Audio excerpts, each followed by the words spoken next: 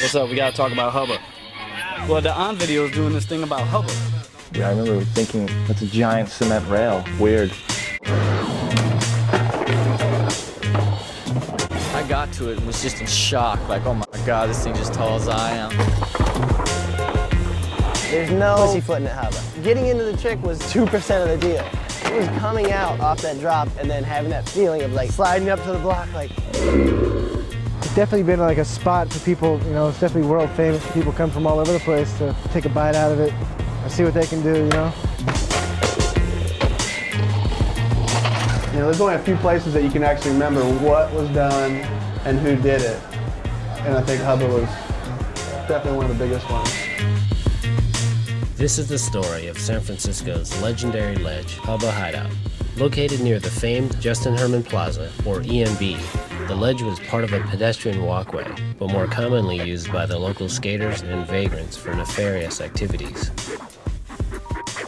As street skating evolved in San Francisco, the locals realized Hubba Hideout is more than a place to party at. The first published photo was of Wade Spire and Thrasher in 1989. I have to give props to Wade. It was the first video of Hubba, the crooked grind. Even though he wasn't the first person to do anything on it, but it was the first thing I'd ever seen, and it was on something that I'd never at that time. I think it's the first Plan B video where Rick Howard frontside no sides it, and everything's clean. It's like it's still square, and like even like they look like the bricks are clean. It was just perfect, and it was frontside and backside, and you could skate there all day without getting kicked out usually. Like, we would skate there as long as we wanted until we got really tired or really hurt.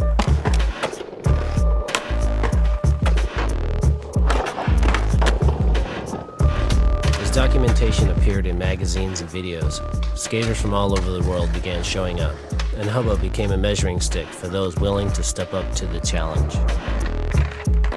I have to say frontside blindside cross shimlin was probably one of the first groundbreaking tricks.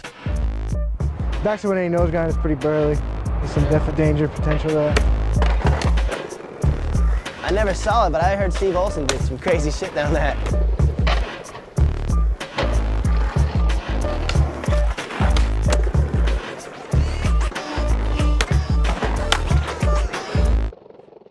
God damn, I gotta do this shit on an empty stomach. It took skateboarding in the area to eventually attract the attention of the police, despite the years of previous illegal activities that gave Hubba Hideout its name.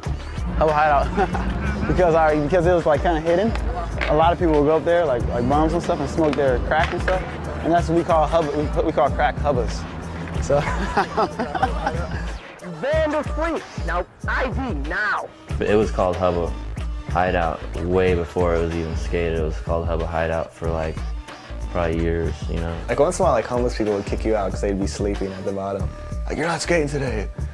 We're having a barbecue here or something.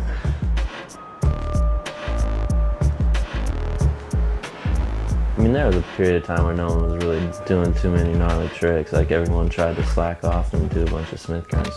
And then I think it was probably around the time Fred Gaunt came through, did some sick shit on there. And then everyone got sparked again.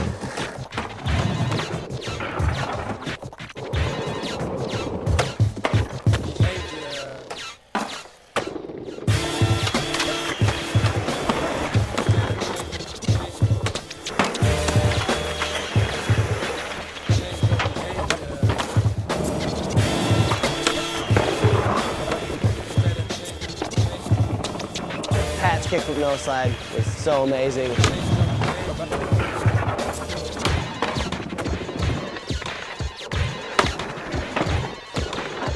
Another thing that, if you've never been there that you don't know, is the huge drop on the other side. That's what made it even sketchier doing lines from the top too, because that first ledge that goes down and then goes flat, when you get onto that, if you mess up and fall over the other side, I mean, you're going over like a 40-foot drop and you're probably gonna die.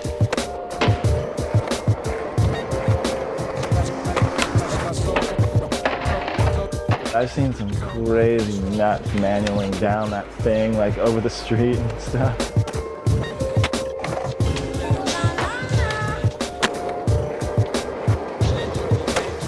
Another good one is Ryan Johnson using it as a jump ramp up top.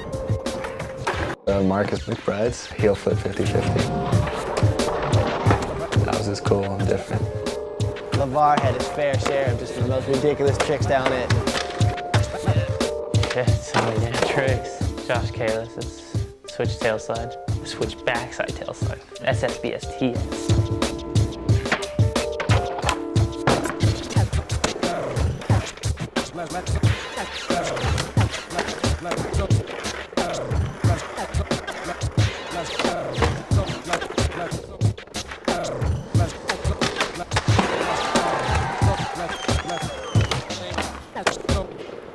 You don't go to Hubba to do a trick unless you're ready to step up.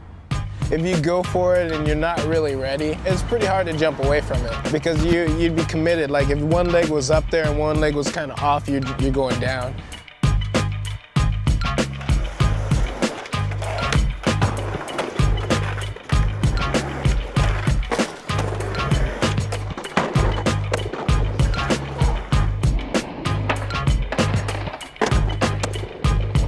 The gnarliest thing I ever saw there was just, I don't know, it was this really spontaneous thing of Brian Anderson. Like we were just at the X Games and we had to meet Brad Staba.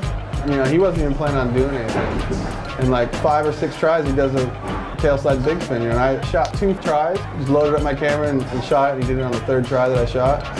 That was his day, you know.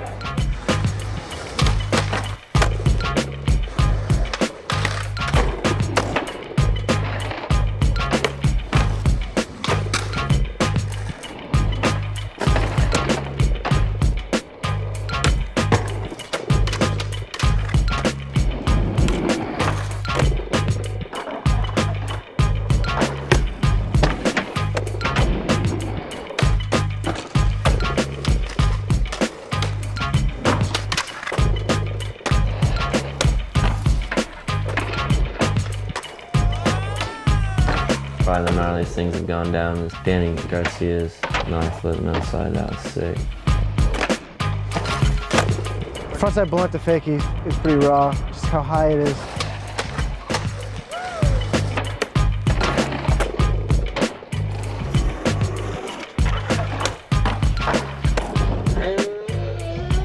Carl Watson, frontside no slide, 270 the pretzel way. That was impressive.